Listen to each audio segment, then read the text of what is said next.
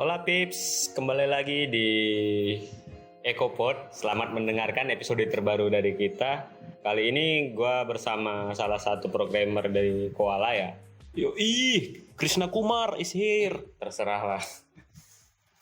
Oke, kali ini kita akan membahas seputar pemrograman nih, karena ya narasumber kita hari ini programmer ya, salah satu. Kurang lebih apa ini yang setiap hari dihadapi di dunia program nih? Oh, Bapak nanya? Iya, itu sebuah pertanyaan. Ya, itulah coding-codingan semua, terus analisis. Ya, gitulah. Gimana kalau kita bahas tentang coding-codingan ini? Gas. Atau kita kerucutkan lagi tentang aplikasi buat editingnya? Text editor, Pak. Nah, text editor. Kita bahas tentang text editor aja kali ya. Gas. Oke, selamat mendengarkan. 3, 2, 1.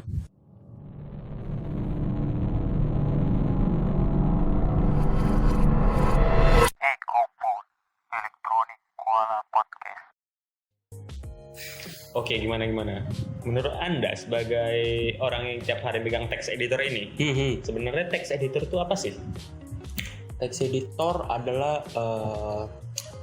kita menulis kode untuk membuat sebuah program, kayak program sistem gitu kan. Nah, jadi kode-kode itulah nanti jadi dalamnya program.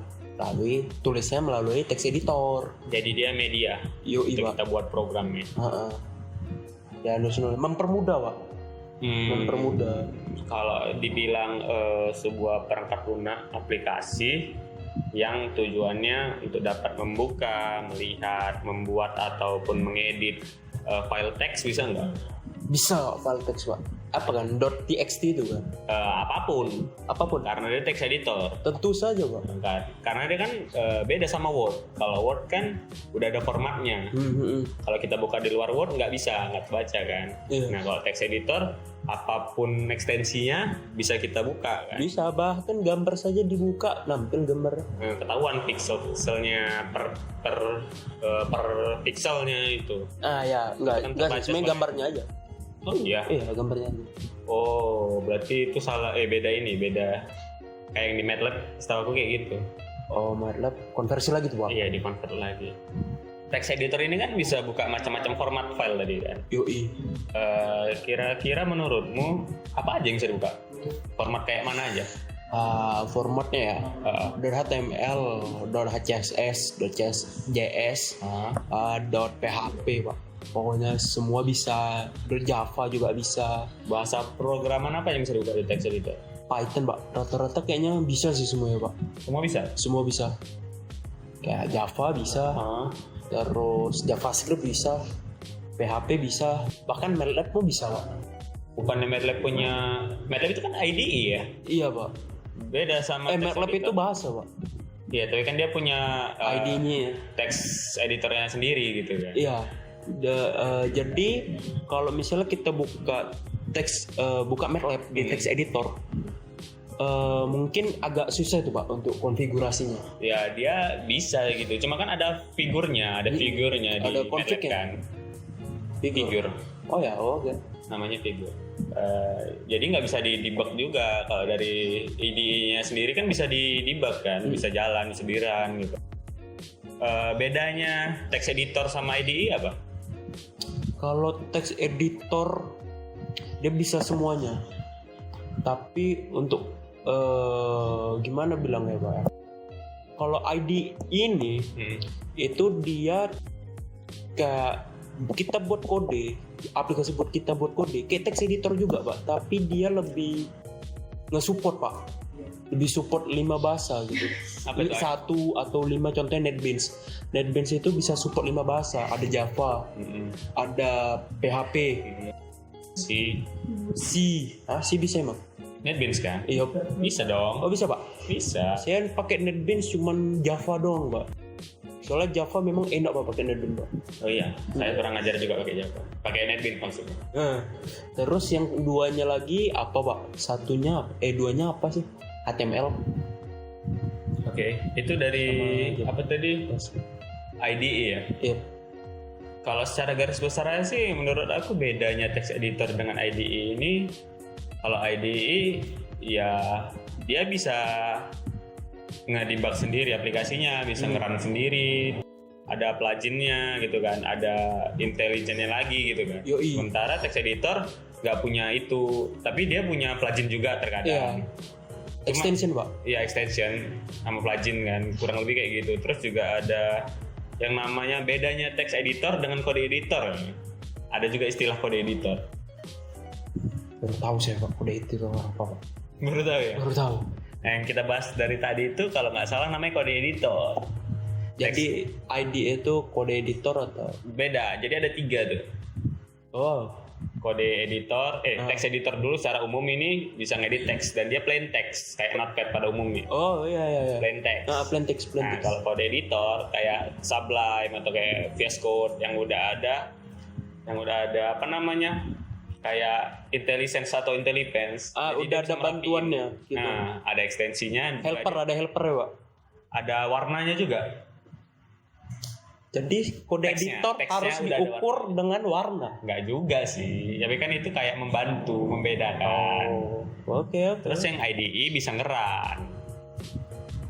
Ya, bisa ngeran. Secara umum kayak Di dalam aplikasi dalam aplikasi kodenya. Sementara kalau text editor nggak bisa di run kecuali Python bisa Pak. Nah, kita masuk aja nih ke pembahasan dari kode editor yang kamu tahu dah apa-apa aja. Visual Studio Code Pak. VS Code. Yoi. Gimana nih VS Code menurut kamu? VS Code tuh Pak saya sering pakai itu buat ngerjain Itu proyek. dipakai di platform apa aja? Di OS.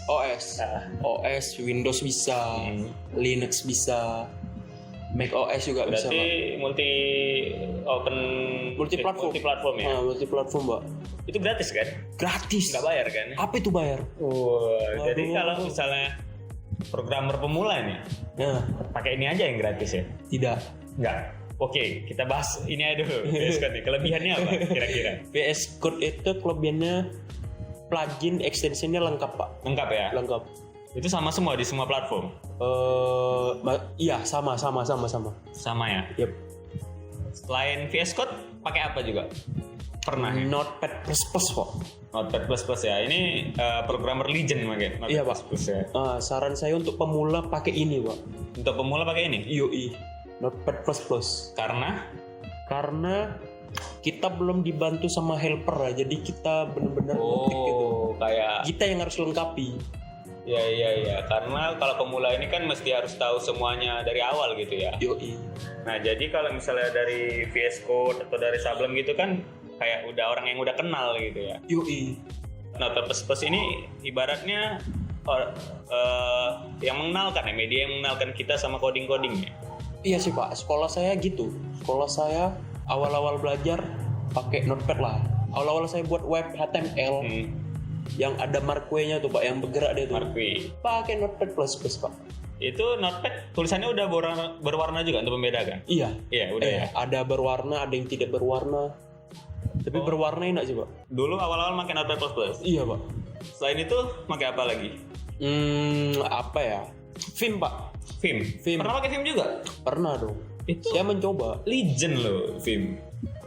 Orang-orang lama biasanya pakai Vim itu.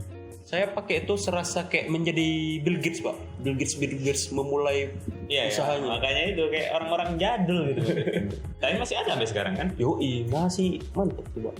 Bedanya Vim sama yang lain apa? Vim, saya pakai, saya nggak dalam kali sih pakai apa, cuman tes sama doang. kayak VS Code gitu ya, dia punya toolsnya gitu ya. Iya Pak. Kayak berwarna juga sih. Iya. Sama berwarna. Memang berwarna. Tapi kalau dibandingin sama VS Code lebih powerful VS Code Pak, menurut saya. Itu paling baru kan ya VS Code. Iya. 2015. Baru ada ya. Iya. Sementara dia Vim tadi udah dari 91. Kan Iya. tempatnya jauh. Nah, selain itu pakai apa lagi? Pernahnya. Sublime Pak. Sublime Sublime berapa? 3 ya? Iya. Sublime ini gratis nggak sebenarnya? Sebenarnya gratis Pak. Sebenarnya gratis ya? Gratis, tapi ada juga bayar. Nah, dengan bayar ini kita mendapatkan lebih lagi Pak. Lebihnya? Iya. Lebihnya kayak mana? Tools apa fitur? Iya, fiturnya. Fiturnya. Sublime ini berarti sama-sama ringan ya? Iya, sama-sama ringan Pak. Bisa multi tab juga? Bisa, Bisa ya? bisa Pak. Kalau Atom pernah pakai nggak Atom? Oh pernah Pak, kawan saya nyarani katanya pakai Atom kan. Hmm. Pas kami lagi pertemuan organisasi, kami ngomong-ngomong tentang programming. Saya bilang saya pakai VS Code. Dia sarannya pakai Atom katanya mantap Pak. Mantap. GitHub yang buat. Yush, wah GitHub. Tapi sekarang udah mirip Microsoft. Oh, Udah iya. diakuisisi. Oh GitHub ya berarti. Iya. Wow. Pertama yang buat GitHub. Habis itu dibeli sama Microsoft. Oh, tapi Microsoft udah ada VS Code Pak. Oh ya, Iya. VS Code punya ini ya, punya Microsoft ya? Iya Pak. Aku dulu pernah pakai waktu sekolah nih ya. Namanya Bracket. Wow, Brackets. Pernah pakai? Enggak Pak, soalnya berat. Bener. Ya, dia lebihnya banyak kelebihannya. Yang bikin lab sekolah kita ini Rusak ya. bukan rusak, ngelek, bracket Pak. Iya sih memang, karena dia ADE juga nggak sih sebenarnya? Sepertinya Bisa debug juga gitu. Oh bisa debug, tapi semua bahasa bisa. Nggak tahu ya, cuma dia bisa kayak ngasih tapi semua kode editor bisa ngasih letak errornya di mana ya? Iya bisa sih, bisa. Bisa ya. Berarti memang ini kode editor ya. Iya. Bracket Bapak pakai maksudnya first project Bapak apa? Pakai bracket. Itu ke sekolah sih pastinya. Bahasa? Dulu ngerjain UK, website, PHP pakai bracket. Wow. Oh. Karena orang ngomong pakai Sublime kan. Aku anaknya nggak suka sama orang. Oke. Jadi aku carilah yang jarang orang pakai, tapi temen aku udah pakai gitu. Ya udah, biar sama aja. Aku pakai bracket gitu. Bapak dulu nggak pakai VS Code Pak? VS Code baru semenjak kuliah sih. Oh iya, Bapak lulus tahun 2000. Ya udah orang kasih sebut. Kita udah tua gitu. Setelah itu tadi udah ada Notepad++, Sublime gitu kan, VS Code, Yoi. Atom, Bracket. Pernah nggak pakai Adobe Dreamweaver? Pernah. Zaman sekolah, Pak. Zaman sekolah juga. Iya. Sekolah saya coba semua kecuali bracket, soalnya bracket loadingnya lama. Nah, jadi Dreamweaver nih enaknya memang dikhususkan untuk web, Pak. Iya ya, bisa kita lihat di situ gitu ya, hasil awal nggak mesti buka browser. Iya. Tapi sayangnya Dreamweaver nih nggak support kayak bahasa-bahasa di luar web ya. Iya. Aku nggak pakai ini karena berat, tempat aku nggak support dulu. Nggak support sih, berat, memang berat. Kalau aku nggak pakai ini karena bayar. Iya ya, Adobe ya. Tahu nggak text editor pertama? Apa itu, Pak? Saya nggak tahu, Pak. Yang aku tahu ada namanya Emacs. Yang aku tahu sih text editor pertama itu namanya Emacs itu. Terkenalnya tahun 70-an gitu kan.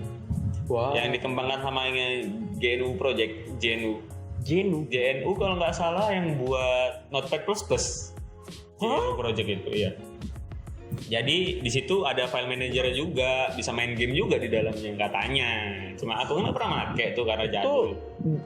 Emacs ini memang masih ada sampai sekarang, Pak, atau udah di stop atau udah nggak ada lagi? Kayaknya udah stop ini sih, udah stop versi update.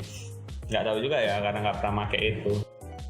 Bluefish pernah pakai Bluefish? Enggak, Pak. Di lab sekolah saya nggak ada ya. Saya aja baru dengar ada text editor Bluefish. Iya, ini sama kayak VS Code juga, ringan gitu kan. Bluefish ini bisa ngambil file-file besar. Maksudnya kayak ya kayak text editor biasa gitu. Isinya kan bisa sampai ribuan baris kan ya.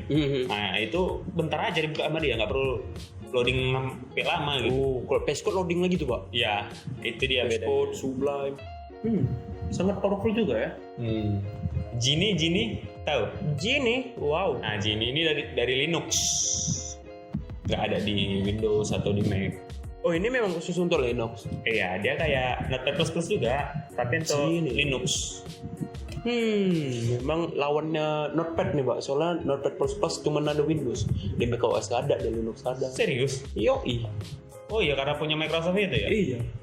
Tapi hebatnya Pak VS Code ini, Pak. Dia multi platform, padahal yang punya Microsoft. VS Code? Yoi. dari itu tadi ada lagi nggak kira-kira yang pernah kamu pakai selain yang udah kita sebutin tadi? Selain itu ya apa ya? Notepad lah Pak, notepad biasa, nggak Notepad plus. Iya. Nggak sakit mata pakai itu? Sakit kali Pak mata saya Pak.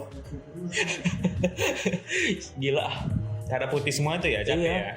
Error lagi, susah. Errornya nggak tahu di mana nyari ya. di mana. Text editor Komodo Edit pernah pakai? Komodo enggak Pak. Aku cuma denger aja sih, nggak pernah lihat, nggak pernah pakai. Komodo ini orang mana Pak yang buat Pak? Kok ada unsur hewan-hewan Iya kan? Indonesia hewan punya ya, Indonesia. Komodo Edit. Entah ya. Menurut kamu untuk para pemula nih, apa-apa aja faktor yang bikin kita memilih suatu text editor itu? Kemudahan. Yoi. Kemudahan Dalam membuat aplikasi. Iya. Berarti tujuan aplikasinya gitu. Misalnya mau buat web pakai ini enak gitu. Sesuaikan ya berarti ya. Terus kemudahan untuk melihat interface. Terus kemudahan untuk pakai plugin Pak. Plugin atau extension. Fitur berarti ya, lebih ke fiturnya ya. Lebih ke fitur. Kalau dari aku sih satu aja. Itu pay and free. Saya tentu saja pilih free Pak. Nah, itu yang utama itu sih daripada yang lain. Kita lihat dulu dia gratis atau berbayar, baru kita cari. Bapak pernah nyoba yang pay Pak? Yang pay nggak pernah. Nggak pernah. Karena sayang aja gitu. Kayaknya bedanya free sama PP lebih banyak fiturnya ya Pak yang pernah kita Biasanya explore. gitu kan ya. Sama kayak apa tadi Sublime ya. Sublime kan banyak yang crack ya gara-gara itu ya. Iya. Karena dia suka minta apa tadi namanya, serial number ya. Iya. Jadi kayak atas Windows kita itu, judul Windows kita itu ada banyak unregister, itu sakit mata, makanya nggak mau pakai Sublime. Gitu. Lebih enak pakai Visual Studio Code meskipun agak sedikit berat daripada Sublime. Nah, jadi ini saran untuk pemula nih ya. Sebelum menginstal text editor itu dipilih dulu gitu apa yang mau diinstal. Dari fiturnya gitu. Dia berbayar atau gratis. Terus sesuaikanlah dengan spesifikasi komputernya, cocok atau enggak gitu kan. Kalau misalnya dia tujuannya untuk pembelajaran, kayak dia mau belajar PHP atau HTML atau CSS, saran Notepad sih. Yang ringan-ringan. Soalnya metode sekolah saya itu dimulai dengan belajar yang susah-susah dulu. Oh gitu? Iya, belajar yang susah-susah dulu. Terus masuk kelas 2, pas masuk bahasa yang baru, itu baru enak Pak. Ya. Karena kita udah kenal gitu ya dari yang susah ya. Kadang yang mulai yang susah itu C++ Pak, fundamentalnya itu Pak. Belajar fundamental dari pemrograman. Ya karena dia mengenalkan kan tujuannya. Berarti kan saran deh satu kode editor untuk pemula. Notepad apa? Notepad plus. Kalau dari aku sih ya visual sih boleh, tapi VS Code aja sih karena itu termasuk yang terbaru gitu kan, dan itu nggak susah, juga bisa kita UI-nya bisa kita atur gitu sesuai kebutuhan kita. Tapi kalau VS Code dimulai awal-awal bakalan nggak paham fundamental lah Pak. Nggak paham dasar ya. Iya, kayak udah dibantu gitu kan, tinggal enter aja udah muncul tulisan. Boleh sih Notepad plus ya. Kalau Notepad plus, if terus kita buat lagi titik buka tutup. Nah itulah fungsinya Stack Overflow. Membantu. Sesat. Tapi saya diem pakai. Itu kan membantu, itu tidak curang dong. Iya, boleh. GitHub Pak, jangan lupa Pak. Oke, GitHub itu udah termasuk level pro. Kalau copy paste Stack dari Overflow kan cuma sekedar coding bagian-bagiannya aja. Kalau GitHub udah full aplikasi. Wow. Nah, itu sih kurang lebih menurut aku. Ada lagi nggak kira-kira yang mau ditambahin? Apa ya Pak ya? Udahlah Pak, nggak ada lah Pak. Udah ya. Udah, saya sibuk Pak, mau lanjut lagi Pak. Oke, makasih lah udah meluangkan waktu di sini. Iya Pak, ya. Aduh, udahlah. Makasih juga buat yang udah ngedengerin sampai sekarang. Apresiasi lebih buat kalian yang masih bertahan ya. Tungguin terus episode terbaru dari kita. Jangan Tonton sampai habis guys. Iya, jangan di skip maksudnya. Yoi, kita ramekan channel ini. Ya, kalau sukses kalian boleh request apa saja. Amin. Oke, makasih lah ya. Sekian aja dari kita kali ya. Ya, Bye Pips. bye. Yoks. Aku nungguin.